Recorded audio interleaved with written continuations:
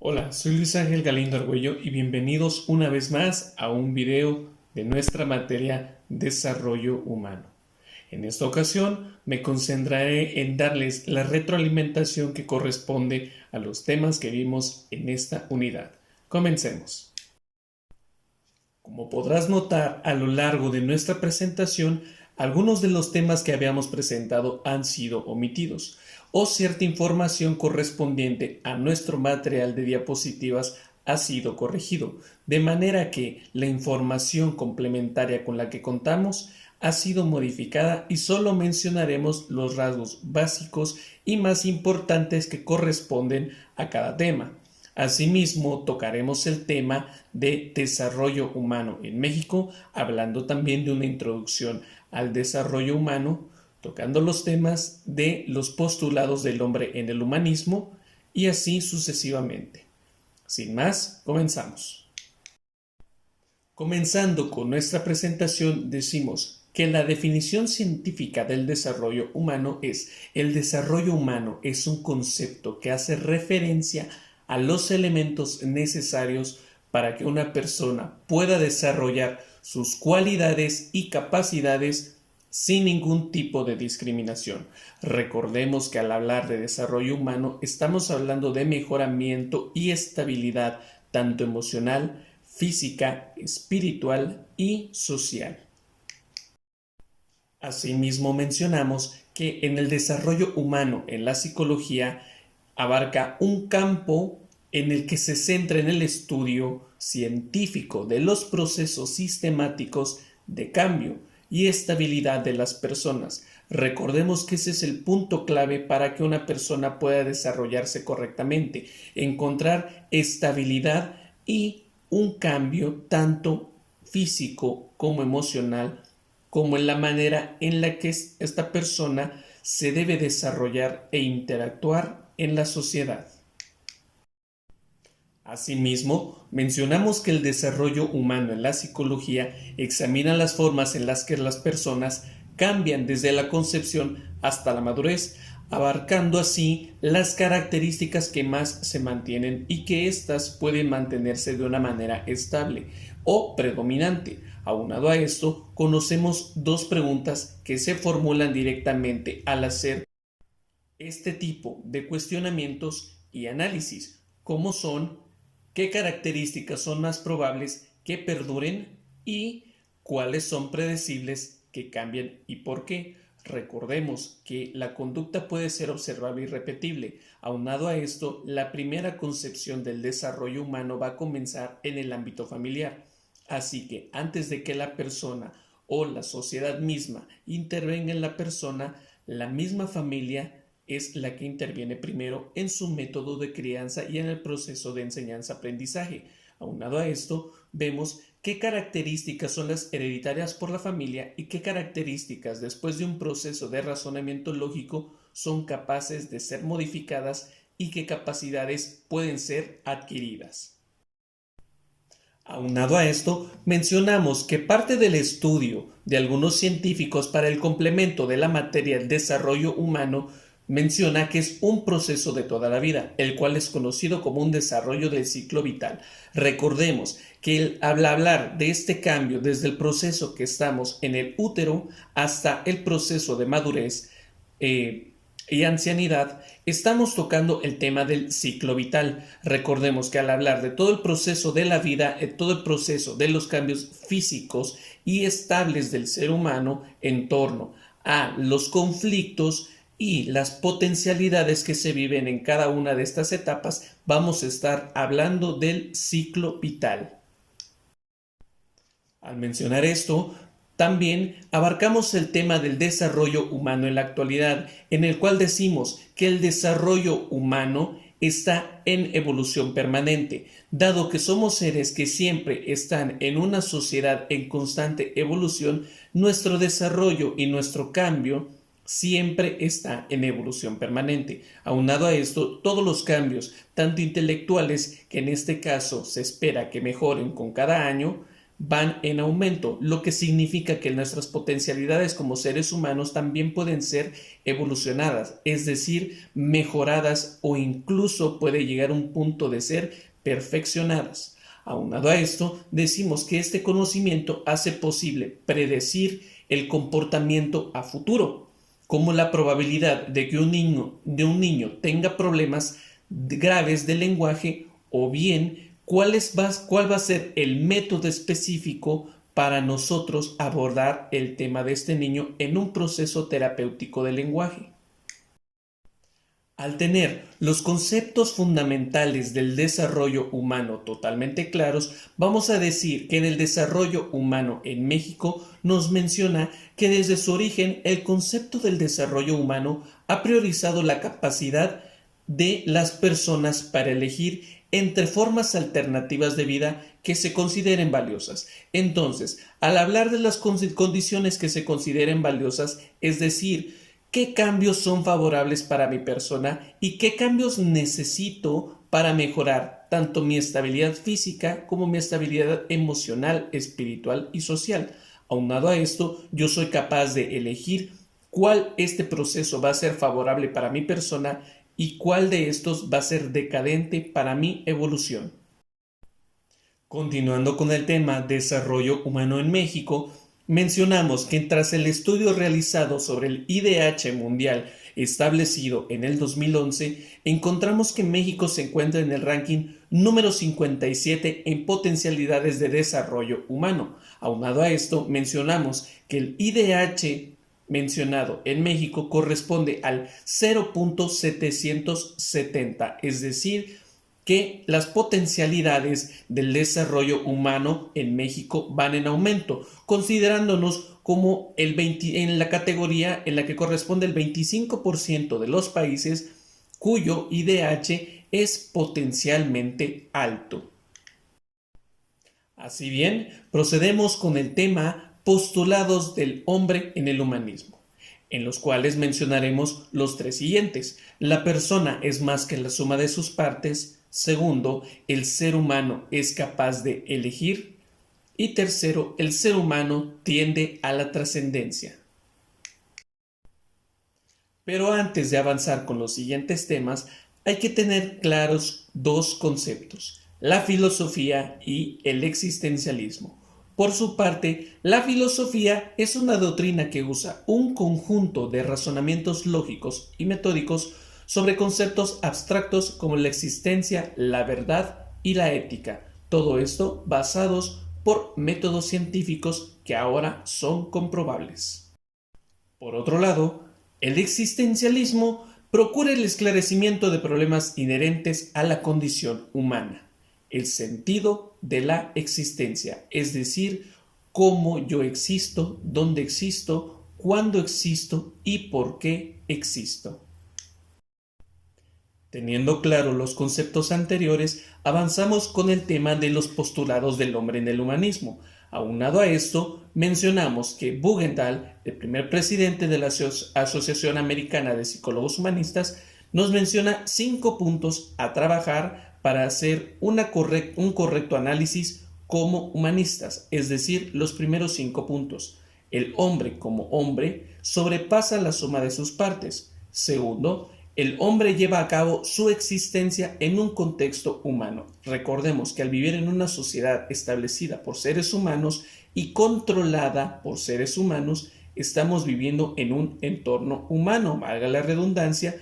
Nosotros como seres humanos vivimos en un contexto humano. Siguiente.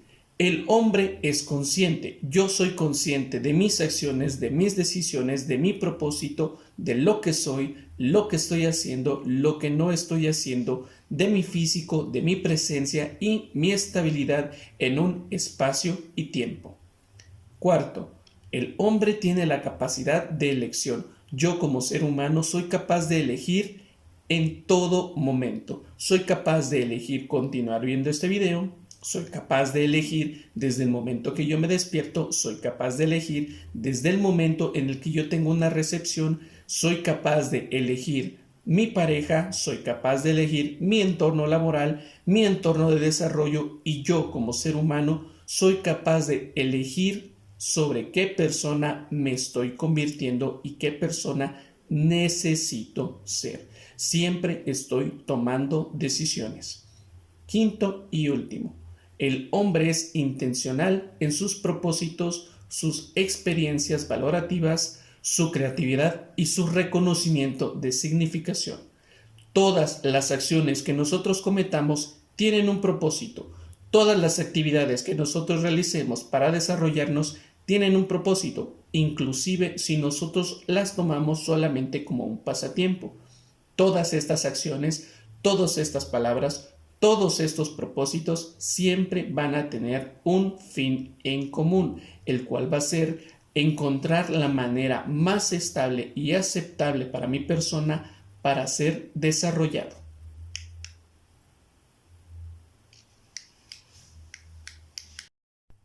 Primer postulado del hombre en el humanismo. La persona es más que la suma de sus partes. En este punto debemos mencionar que toda base del humanismo en torno a los postulados siguientes, es decir, la persona es más que la suma de sus partes, la persona es libre y capaz de elegir y el ser humano tiende a la trascendencia, están basados en el proceso gestáltico propuesto por Fritz Perls, el cual nos menciona la siguiente frase: el todo es más que la suma de sus partes. Pero aunado a esto, en la persona es más que la suma de sus partes, el humanista Asch nos propone 5 puntos que van a ayudar a la formación de imágenes formuladas. Entonces, hablamos del primer punto: las personas se esfuerzan por formarse una impresión de otras. Se tiende a completar la escasa información percibiendo a la persona como una unidad. Recordemos que nosotros, al no conocer una persona desde un punto de vista subjetivo, ya estamos haciendo una propuesta de cómo nosotros consideramos que es la persona en torno a las actitudes y presencia que nosotros estamos percibiendo. Posteriormente, y esto se complementa con el siguiente punto, las mismas cualidades podrían producir impresiones diferentes, ya que las cualidades interactúan entre sí de forma dinámica y pueden producir una nueva cualidad. Es decir, yo como individuo, una vez que me abro a conocer a la persona o experimentar diferentes facetas en las que yo como ser humano voy a convivir como es con esa persona, o yo como ser humano estoy dispuesto a experimentar nuevos cambios, puedo descubrir nuevas cualidades y cambiar el concepto que yo tengo de la persona en cuestión, o bien desde mi persona, sabiendo que tengo cualidades que en su momento puedo incluso yo mismo no conocer de mi propia persona. Aunado a esto, complementándolo con la información anterior, vamos a decir que si tenemos una impresión subjetiva, una vez que nosotros experimentamos la relación directa con la persona en cuestión, vamos a poder cambiar nuestro concepto de ella, viéndolo solamente como una unidad, pero al mismo tiempo viendo las cualidades que han sido mejoradas y las cualidades que han sido descubiertas. De este modo, en el inciso C, mencionamos que las impresiones poseen una estructura. Hay cualidades centrales y otras periféricas, es decir, cualidades que yo puedo ver a simple vista de mi persona o de los demás, y cualidades periféricas me refiero a cualidades internas que solamente se dan a ver cuando la persona en cuestión o yo mismo se presenta ante adversidades diferentes, es decir, cuestionamientos que no van con su vida diaria. Aunado a esto, en el inciso D mencionamos que cada rasgo posee la propiedad de una parte dentro de un todo. La introducción u omisión de un único rasgo alteraría la impresión global. Acordémonos de lo siguiente: si nosotros hacemos un cambio en toda la estructura de mi sistema, va a alterar las siguientes impresiones. Es decir, al ser un ser humano individual, un ser humano colectivo, un ser humano familiar, un ser humano económico, si altero uno de los siguientes rasgos, por ende, todo el sistema se ve alterado. Asimismo, mencionamos que si yo como individuo cambio alguno de los aspectos que influyen tanto en mi vida emocional como en mi vida económica, va a alterar los siguientes postulados. Es decir, yo como ser humano funciono en mi sistema. Si mi sistema, alguno de los engranes, se ve dañado o se ve mejorado, por ende va a alterar todo el sistema siguiente. Continuando con los postulados siguientes, mencionamos el segundo: la persona es libre y capaz de elegir, en el que mencionamos lo siguiente: la existencia está apretada y cercada en sí misma y tiene que salir. El hecho de que yo me vea obligado a escoger hace que exista la libertad. El hecho de que yo cuestione mi libertad y mi existencia hace que esto se convierta en un paradigma en el que al mismo tiempo que estoy cuestionando mi existencia es porque existo. Si estoy cuestionando mi libertad es porque la tengo o puedo perderla. Es decir, qué conductas son favorables para la sociedad y qué conductas no son favorables. Aunado a esto, veo qué conductas me van a traer mayor beneficio individual o me van a llevar la contraria y generar consecuencias negativas. Aunado a esto, puedes tomar decisiones que en su momento se consideren positivas, pero tras un proceso de enseñanza e inclusive de fracaso, estas decisiones pueden ser cuestionadas de manera individual, lo que ayudará a forjar nuevas y mejores decisiones. Aunado a esto, mencionamos: existir es elegir. Yo no puedo atender a todo, derramarme de todo en todo. Yo tengo que obrar y por lo tanto elegir. Mencionamos los ejemplos de los anteriores videos. Desde el momento que yo decido despertar, desde el momento que yo decido levantarme, hacerle caso a una alarma o a un despertador, ya estoy tomando decisiones. Desde el punto en el que yo también como individuo decido en qué momento debo poner en reposo mi cuerpo, es decir, dormir, ya estoy tomando una decisión. Yo decido en qué momento mi cuerpo descansa, yo decido en qué momento lo voy a alimentar, yo decido en qué momento voy a satisfacer mis necesidades, yo decido en qué momento es favorable desarrollarme con las demás personas y en qué momento es favorable para mí desarrollarme individualmente. Digamos que aún los no creyentes que sienten la necesidad de realización únicamente en el ámbito material no dejan de reconocer su trascendencia, es decir, aún las personas que no son capaces de conectarse con un ente o forma espiritual de una manera individual pueden poseer la capacidad de trascender, siempre y cuando ellos estén de acuerdo que al trascender estás evolucionando y mejorando tus capacidades individuales como ser humano. Las capacidades que yo tengo de reconocerme y conectarme de una manera energética hacia otro ser humano, es decir, puedo conectarme de una manera energética a través de un escrito antiguo, a través de una pintura o a través de un método artístico como la música. Aunado a esto, se transmite también mediante las enseñanzas que se hacen a otras generaciones futuras. Al hablar de seres humanos trascendentes, podemos mencionar que existen consecuencias de un humanismo sin trascendencia, es decir, que los principios abstractos y estériles de un humanismo sin trascendencia no tienen fuerza ni operatividad, tienden a darle al ser humano una respuesta superficial, muy limitada y contraria a la necesidad de todo hombre y toda mujer tienen que darle sentido a su vida. Esto puede ser de una manera modificada de un cierto punto negativo. ¿En qué punto puedo mencionar esto? Desde el momento en el que yo aprendo a tomar decisiones siguiendo un grupo que yo sé que no va a traer nada positivo hacia mi persona.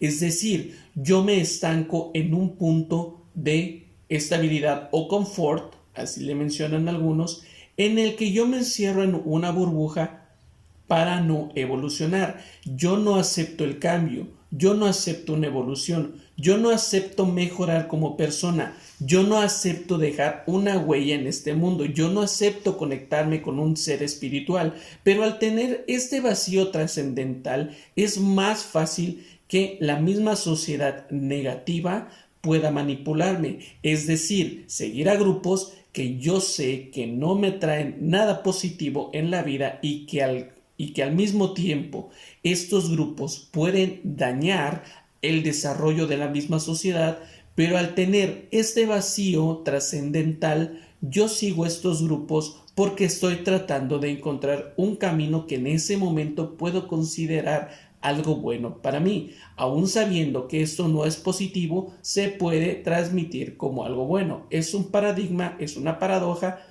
pero al mismo tiempo es muy equivalente a la sociedad en la que vivimos.